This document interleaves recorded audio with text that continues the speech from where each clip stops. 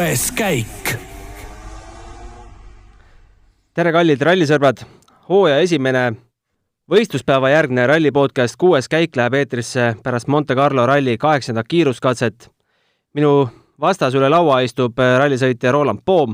Tere päevast! Ja mina olen saatejuht Gunnar Leheste. Me mõlemad teeme selle 6. käigu debüüdi, aga peab ütlema, et sellist debüüti me vast kumbki endale ei soovinud.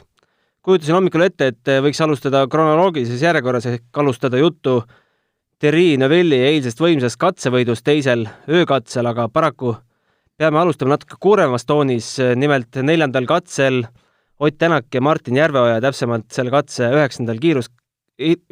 kiiruskilomeetril paraku kaotasid oma auto üle kontrolli, sattusid autos reisijateks ja rullusid üle katuse. Meestega on õnneks kõik korras, viidi haiglasse kontrolli, kus uuringud samuti kinnitasid seda, et midagi viga meestel ei ole, aga jäävad ikkagi ööseks haiglasse, mis olevat selline standardprotseduur. No Roland, sa oled kindlasti üle ühe korra seda videot näinud seest ja väljast, kõrvalt, eest, tagant. Mis sa ütled, mis seal valesti läks?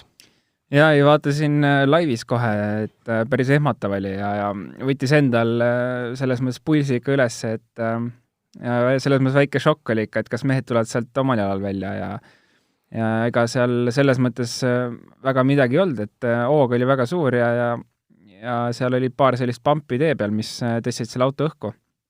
Et ma arvan, et ma ei saa öelda, kas see oli legendi viga, et seda peab Ott ise ütlema. Minu jaoks oli see kiiresti kirjas, aga sõitjad on erinevad ja sõitjate jaoks on ka legend erinev. Et mina ei saa öelda, kas võis legendi viga olla, aga kindlasti oli hoogu palju, et auto viskas õhku see pamp sealt ja see oli kindlasti ootamatu, et seda ilmselt nad ei osanud oodata selle. Et legendi viga selles mõttes, et oli tehtud liiga optimistlik kiiruslegend. Jah, kas optimistlik või minu jaoks siis vaadates, et ma ei saa seda Oti eest rääkida, aga ja teisalt siis, et need 2 pampi, mis seal seda autot loopisid, et kuidas need kirja said, et kas sellise hoo pealt oleks võinud kuidagi muud moodi kirjas olla, et viskab või midagi sellist juurde panna? Sina kui rallisõitja, mis mõtted sind kohe pärast seda avariid valdasid? Oli sul niisugune tunne, et see auto võib veel homme sõita? Ei, kindlasti mitte. Ma lihtsalt nii palju, kui sealt laivis seda oli näha, seda rullumist, et lootsin, et see auto kiiresti seisma ja ma jõudsin seda näha veel sealt laivi pildist, et kiirus oli 170 umbes, et oli teada, et ega see auto enam kuskil ei sõida see nädal, et ja ega seal midagi olnud, et oli vaja loota lihtsalt, et mehed tulevad ise välja autost ja oli õnneks näha, et nad said sealt ise välja, et siis oli juba nagu süda rahul. 6. käigu eelmise hooaja püsikülaline Karl Kruda ütles meil Delfi veergudel, et oleks sama õnnetus juhtunud mõne teise auto, aga peale Hyundai mine tea, kuidas oleks lõppenud. Oled sa nõus, et Hyundai on vähe kõvemas puus kui need teised masinad? Jah, selles mõttes, et eelmine aasta Tšiili rallil Neville tegi väga karmi avarii samamoodi, et mis küll ilmselt niimoodi selles mõttes jääb sellele alla, mis siin täna juhtus, et auto lihtsalt rulludes on nagu vähe selles mõttes pehmem see asi, aga oli jälle näha, et ei olnud seal meestel suurt viga midagi, et pidas auto ilusti vastu ja ma ei oska nüüd teiste autode turvalisuse kohta öelda, et ma loodan, et nad ikkagi kõik on ühe turvalised, aga ei kindlasti Hyundai on näidanud siin, et on tugev ja mehed on seal sees turvaliselt. Võib tegelikult natukene õnne ka täna, sest sealt alla rulludes võib ju igasugust jama ette jääda. Puud, kivid, mingid muud mügarikud. Oli õnne, et ta nendest kõikidest mööda pääses? Tegelikult mulle tundus, et ta sai seal suht kõigele pihta ja lõppes see asi veel nagu eriti kurvalt, et ta kukkus sealt, ma ei tea, silma järgi võis öelda pildi pealt umbes 10 meetrit kuskilt kalju pealt veel alla lõpuks, et ja loomulikult saab alati kehvemini minna, aga see oli suht kehv olukord ikka. Andrea Adamo ütles ka, et teisejärguline on see, et auto saadi kätte ja mehed ei jätka, aga kõige tähtsam on see, et ekipaaž on ikkagi terve ja sai omal jalal sealt välja. Mis sa Oti 3 kiiruskatse põhjal oskad öelda, kuidas ta selle autoga kohanenud on? Ta hoidis seal, kas ta mitte 3. või langes korraks 4. Et oli konkurentsis küll? Jaa, absoluutselt. Eile oli ju selles mõttes väga hea, et väga keerulised katsed olid ju, või teine katse oli väga keeruline eile ja suurepäraselt sai hakkama seal kohe.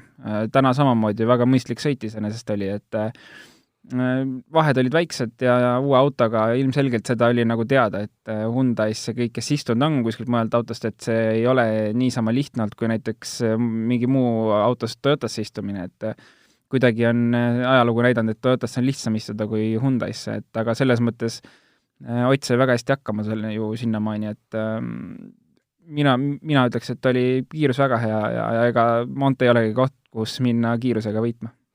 Aga võtaks siis ikkagi nüüd katse haavalt selle kiirelt kokku. Esimene katse eile pimedas kuivas, Ott Tänak kaotas 1,8 sekundit Sebastian Ogierile. Seal väga keerulised olud ei olnud. Mehed ütlesid, et üks lihtsamaid Monte Carlo katseid, mis nad kunagi on sõitnud. Aga mis seal kõneainet pakkus oli, et kõik GameSporti mehed olid hädas selle sama veetemperatuuri näidikuga. Kuidas on võimalik, et üks auto korjab endale lehed sisse, teised ei korja? Väga, see oli üllatav ka minu jaoks tegelikult, et ega nad ju esimest korda Montes ei olnud ja lehti on ju seal alati, et miks see seekord niimoodi sisse tõmbas, ma ei osanud selles mõttes nagu kohe vastust isegi välja mõelda, et kas nad on midagi muutnud seal esistangel, aga jah, et kui nüüd võrrelda teiste autodega, siis see õhuvõtuava on hästi suur teistel ja korjab selle, ütleme, 1/3 või maksimum 2/3 korjab lehtesi sisse, aga M-Spordil on siis see õhuvõtuava ongi see võrreldes teistega see 1/3 ainult, ehk kui see on täis, siis õhku enam ei tule kuskilt peale. Ja see juhtus kõikide autodega. Nii et aga täna hommikuks oli see viga parandatud ja nad panid ühe teise võre sinna lisaks ette, ehk kahe võre vahele jäi veel siis nii-öelda tühi ala.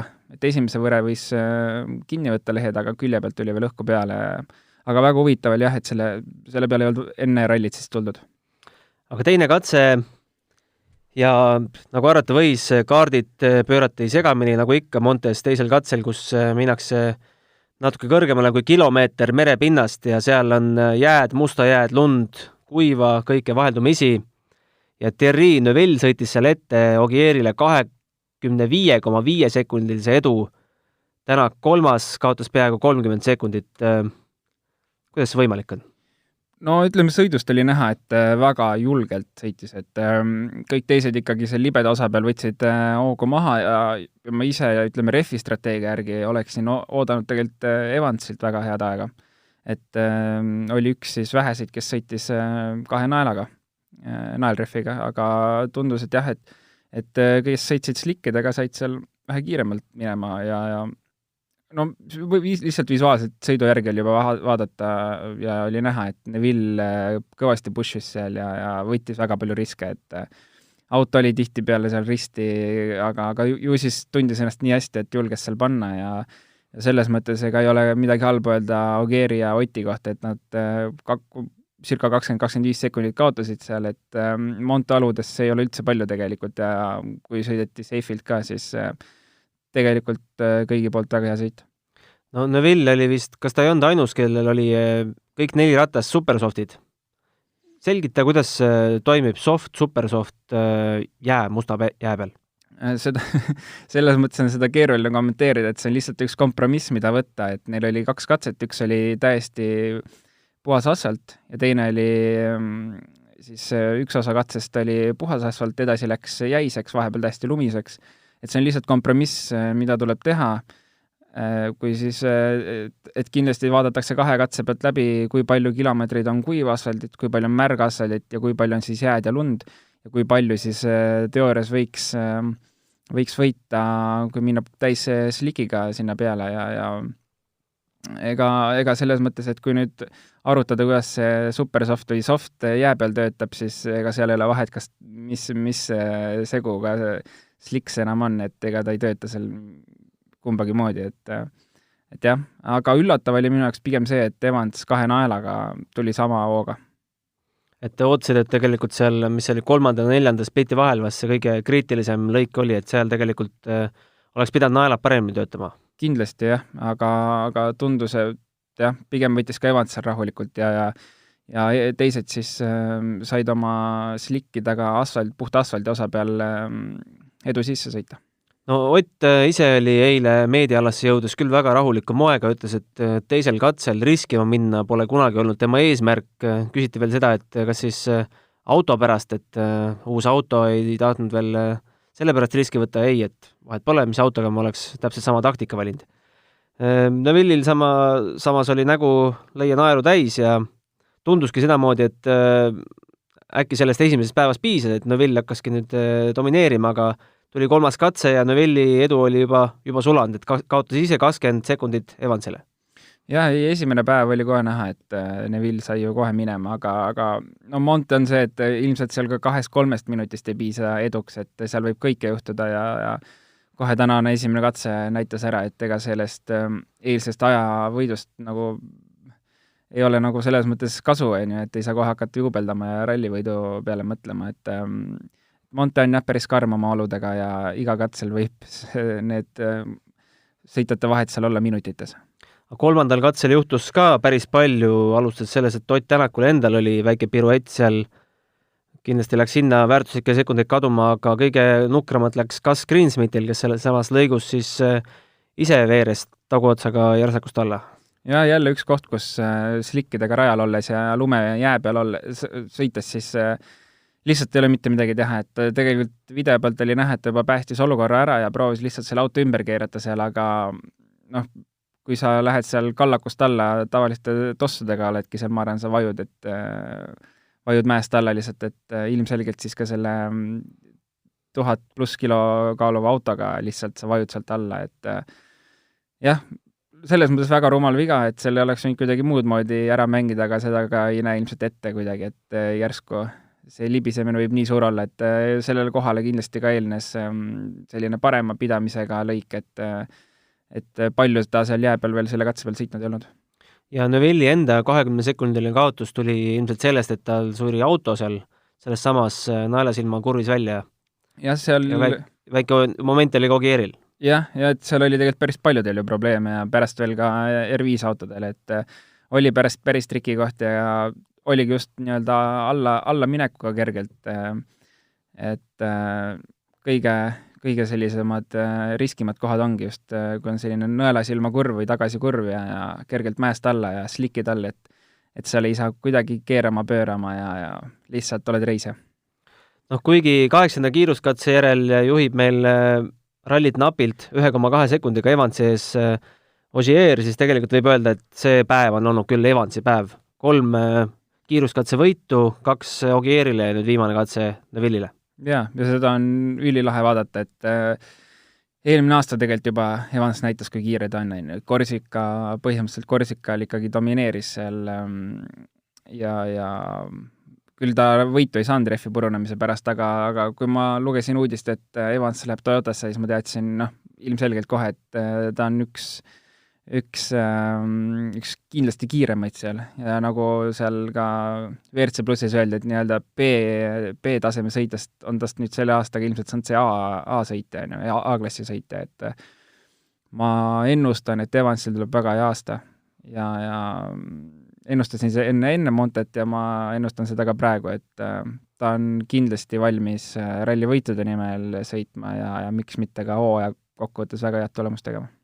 No ralliajakirjanik David Evans on kuskil välja öelnud, et tegelikult see, et Evans sinna Toyotasse võeti, oli üldse Ogieri teene, sest tema ütles, et tahaks Evansit endale tiimikaaslast. Jah, et ma ise sellega kursis ei ole, aga selles mõttes küll, et ka Ott Toyota aegadel siis ma sain aru, et ju mainis või soovitas nendel tähtsamatel ninadel seal, keda võiks tiimikaaslaseks võtta, sel hetkel ta soovitas Sordot. Et kindlasti jah, sõitjad annavad oma mõtteid edasi ja sellel võib täitsa tõepõhi all olla. No kommentaariumis ja meil seal blogi kommentaarides levib selline vandenõuteooria või spekulatsioon, et Evans sõidab ju Tänaku vana autoga. Kuivõrd ta nendest seadistustest on, ma ei tea, snitti võtnud või isegi ümber kopeerinud? Ei, selles mõttes, et ma arvan, et nad ikkagi kõik kasutavad oma seadeid ja asju, et ja muidugi Oti ajast on kindlasti väga häid mõtteid ja ideid sinna tiimi jäänud ju, et mida Ott seal arendanud on ja muutnud, et aga nüüd ma arvan, et järgmisel rallil ta juba sõidab järgmise autoga, et ei ole nüüd see konkreetne auto, mis Oti kasutus oli, et sealt nüüd küll midagi seda kiirust ei tule, et see nüüd Oti auto oli, jah. Aga tänane ralli liider Sébastien Ogier samuti väga kindel ja niisugune tark ja kaalutletud sõit, et liigseid riske võtmata, nagu ta ise ütleb, et päris 100% ei tunne, aga ometi on peaaegu sekund sekundis Evansiga. no see on jah, kogemust on nii palju, et küll ta kogemuse pealt juba saab seal isegi sõita, kui seda tunnet ei ole. Eks Monte on see koht, kus on vaja kogemust ja kui kogemust ei ole, siis see lihtsalt ei olegi võimalik kiire olla. Aga jah, selles mõttes, et põhimõtteliselt kohalik on ju, et saab ka ilma hea tundet hästi sõita. Kuidas sa Novelli tänase päeva kokku võtaksid? Ma arvan, et väga, väga okei tegelikult, et jah, küll võib-olla hommikul oli tal veidi keeruline nii-öelda selle kaotusega leppida, kui eile hakkas suure võiduga. Aga ei tundub, et pea on selge ja teab, mis ta tegema peab ja teab, et ta, ma arvan, et peab tiimile ka punkte tooma, et ta ei tohi minna nüüd täna enam niimoodi päris hullu panema, et üks auto on väljas, tiimile on kindlasti punkte vaja, et kindlasti Hyundai eesmärk on ka 2020 meister olla. Ja Neville siis kaotab 3. 6,4 sekundit Ožieele, tuleb 4. Sebastian Loeb, kelle kaotus on juba minut ja 6,9 sekundit. Montes on niisugune vahe kerge tekkima, eks? Jah, selles mõttes, et tegelikult me nägime juba ju eile ka, et ühe katse peal tulid need minutised vahed sisse, et Montes üks minut pluss, et see ei ole hullu selles mõttes midagi, et oleneb, mis nüüd olud järgmistel päevadel tulevad, kui palju seda lund ja jääd on, et sealt need on need kohad, kus saab tagasi kõvasti sõita, aga ei täna jah, Montes selline, selles mõttes see vahe ei ole midagi hullu, et me nägime ka WRC2 või WRC3 klassis oli just olukord, kus oli 2 minutit esimese teise koha vahe. Järgmisel katsel see oli juba 10 sekundit, et kõike võib juhtuda ja ralli lõpeb siis, kui on viimane katse läbi. On see natuke üllatav ka, et 9-kordne maailmameister, kellel on nendel teedel nii palju kogemusi, ei ole nendel 2 päeval nii-öelda esikolmiku aegadesse sekkunud? Ei, tegelikult jah, ma ei usu, et seal midagi nüüd imelik on, et täitsa arusaadav ja et vanust on ka juba mehel, ega tema ei sõida seal ju maailmameistritiitli peale. Et jah, selles mõttes ma arvan, et on täitsa okei. Siis 5. tuleb esimene õnnetu M-spordi mees Esa-Pekka Lappi, kaotust 1.57,2. Eile saatis nii mõnegi reporteri katse lõpus pikalt, ei tahtnud üldse oma probleemist rääkida. Täna natukene oli hommikul rõõmsamas tujus ja õhtul ikkagi nentis, et ei tea, mille taha see kiirus jääb. No eile oli tal jah, veetemperatuuri probleem on ju, kuhu läks esimesel katsel kohe paarkümmend sekki kaduma. Teisel katsel sai ka päris kõva kaotus, et ma ei kuulnud, kas see oli midagi seoses ka selle veetemperatuuriga või midagi muud eile. Aga täna ma ootasin, et ta saab paremini jõua ülesse, aga ei ole saanud ja praegu ka viimase katse lõpus ma kuulsin, et ta mainis, et ta laseb kindlasti mehaanikutel vaadata auto üle, et seal peab midagi viga olema, et tal nii suured kaotused tulevad, et enda arust sõidab ikkagi nagu võiks sõita kiiremini, aga ajad seda ei näita. Ja 3. Toyota Yaris Kalle Rovampera, temale on see ralli ilmselgelt nii-öelda õppimiskoht ja õppetund, tema on esimest rallilt suurte meeste seas suure autoga. Kuidas ta toime on tulnud? Kaotus on 2.19,2. Ma arvan, et suurepäraselt, väga hästi, et Montes üldse seal tee peal püsida on juba suur asi WRC autoga, et sellega ei ole üldse lihtne, ma arvan, seal sõita. Ja sellise tulemusega, sellise kiirusega on väga mõistlik seda rallit läbi tulla.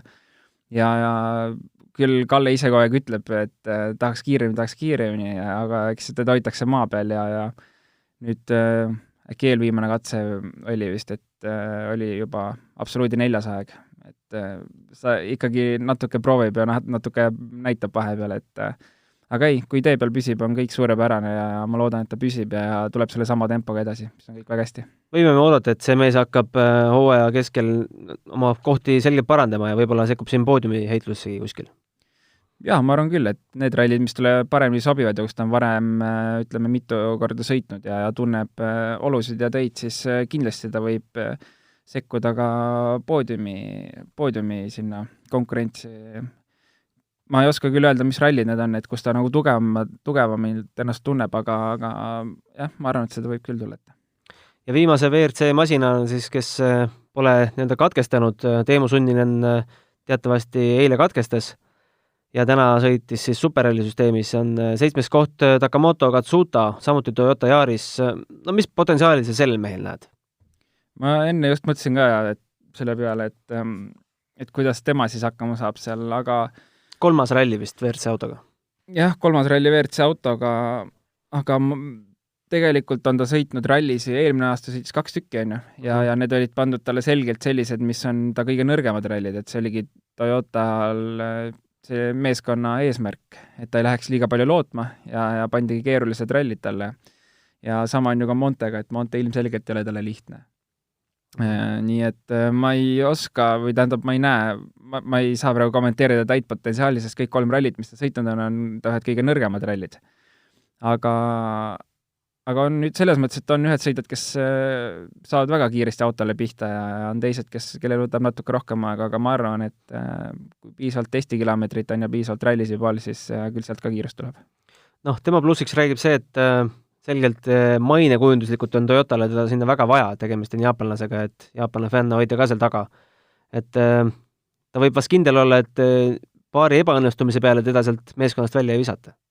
Ja ei, seda ei usu jah, et kui ta Jaapani mees on ja kindlasti jaapanlastel on seal see härra Toyotal on see huvi, et ta seal tiimis oleks, nii et tedagi sealt välja ilmselt jah, mingite vigade või selliste kehvade tulemuste peale kohe ei visata, et temasse on juba panustatud päris mitu aastat, kui ta siin R5 autoga on sõitnud ja panustatakse edasi ka, ma usun. Ja mees, kes vast kõige kuremalt siin sõidab hetkel, on Teemu Sunninen. Eile esimesel katsel auto pidi seisma jätma käigukasti probleemi tõttu ja täna sõidab superralli süsteemis, aga mitte väga säravaid tulemusi välja sõites. Teemust on küll kahju, et tegelikult täna juba meil siin pool eestlane, et elab Tallinnas ja et läks tal eelmine aasta see Monte kohe esimene päev esimesel katsel tuksi, siis see aasta samamoodi, et kurb, aga selles mõttes, et tema kindlasti need trumprallid on hooaja peal kuskil mujal, et ma ei usu, et ta läkski ootustega nüüd mingit väga kõvat tulemust sealt sõitma, et kui ta saab oma mõned punktid sealt kätte, ma usun, et kokkuvõttes ta rahul, et kogemus on käes ja järgmine aasta siis uuesti ja läheb paremini. No vaatame natukene homsele päevale ka ette, 2x2 katset algab päev 10.38, 16 kilomeetrise katsega ja teine katse on 20 kilomeetrit pikk ja siis on lõunapaus ja kella 3-st läheb edasi. Kuuldavasti natukene jäisemad ja lumisemad olud, et rohkem Monte moodi. Mis seal võiks juhtuma hakata ja mis sa ennustad? No nagu tead on, ega Montes on veits keeruline midagi ennustada üldse, aga ma ootaks ilmselt seda, nagu selles mõttes täna on see asi toimunud, et ise ma kindlasti hoian Evansile pöialt, väga lahe on näha, kuidas ta seal näitab seal selles mõttes teistele ikkagi tempot ette, et ma loodan, et Evans jätkab sama tempoga homme ja Ogieri poolt ma usun samamoodi, et tuleb mõistusega ja lõpuks ralli kokkuvõttes ta ikkagi suudab sealt väga hea koha võtta. Et niimoodi on ta varem isegi neid rallisi ju lõpetanud, et tuleb rahulikult ja võtab.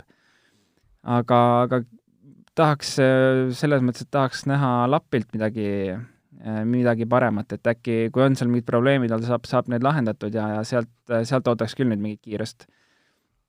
Aga ega selles mõttes muu on ju kõik igal pool võimalik ja kõigil võimalik, et Kalle Roovampere kindlasti võib kuskil midagi jälle huvitavat näidata ja et saab kindlasti põnev päev olema. M-spordi endine tiimipealik Malcolm Wilson vist ütles seal WRC All Live'i ülekandes, miks eilne päev M-spordil nii aia taha läks sellepärast, et Wilson oli esimest korda pärast 2013. aasta Poola rallit pealtvaatajana raja ääres. Väga huvitav fakt. Aga võtame ette ka kuulajate küsimused. Meil oli siis päev otsa live-blogis oli üleskutse üleval, et esitage mulle ja Rolandile küsimusi ja me üritame nendele vastused leida. Üks küsimus, mida mitu korda küsiti, kusjuures oli see, et miks oli Hyundai'l Monte testides auto all, auto esiotsa vasakus või paremas nurgas selline kollane valgusvihk, mis neid suunas alla. Ronald, sa ütlesid, et sa tead sellele vastust?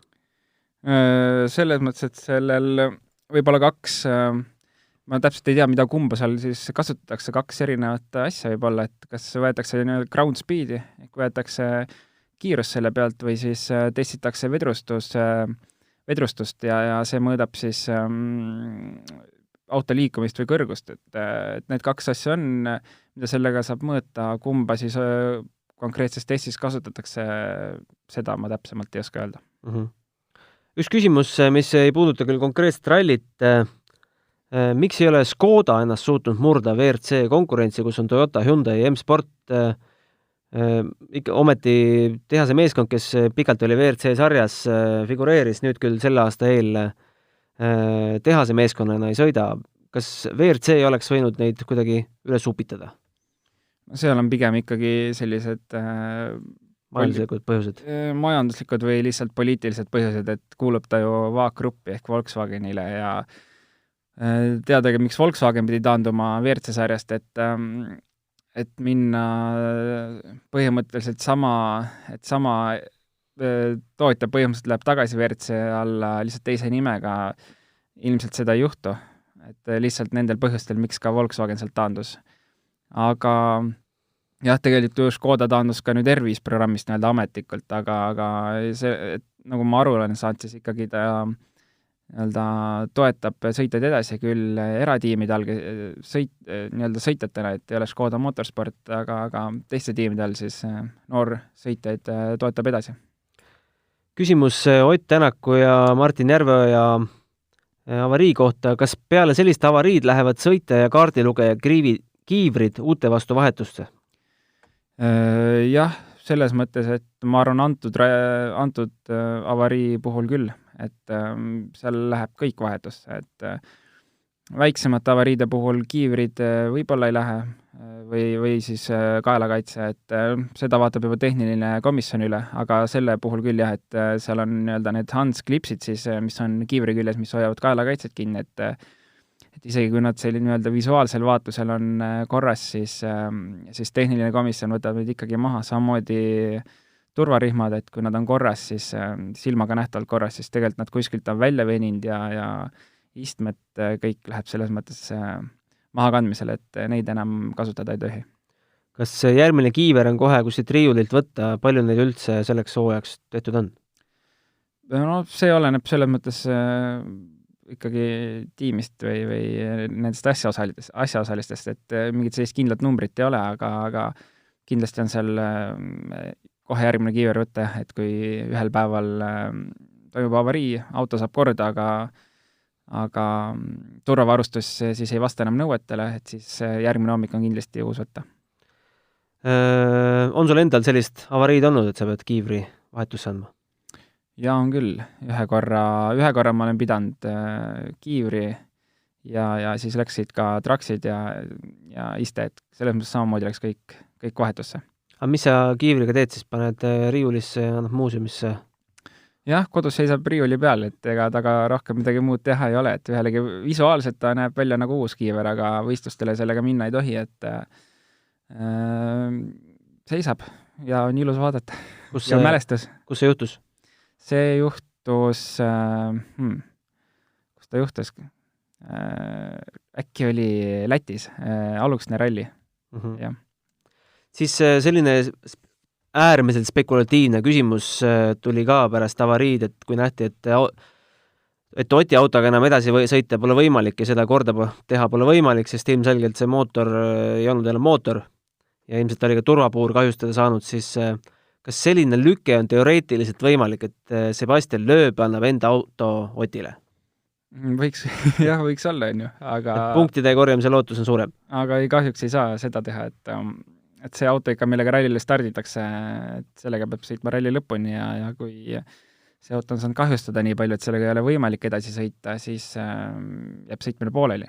Ja samamoodi ka mootorit ei tohi vahetada ja selliseid osi, et jah, ei saa ka teiste, ütleme siis tiimikaaslaste autode küljest juppe võtta või üldse autot vahetada. ja lõpetame, kui kurbades toonides alustasime saate, siis lõpetame sellistes rõõmsa küsimusega. Miks on saladuses hoitud fakti, et WRC sõitja Katsuta kaardilugeja on Kalev Kruus, varjunimega Daniel Barrett? Näevad sarnased välja, jah? Et guugeldage ja saate võib-olla isegi aru. Aga tänan, Roland, et täna tulid ja homme, mis kell me orienteeruvalt siis tagasi eetris oleme, 16.26 algab katse ja ilmselt 17.30 kohtume siin samas stuudios. Ja siis peagi kuulete ka teie. Ja tuletame meelde, et homme ka kindlasti saatke meile ohtrasti küsimusi, sest nii teete ka meil elu huvitavamaks. Aadress, kuhu need läkitada, on 6kaik@delfi.ee. Kohtumiseni. Aitäh!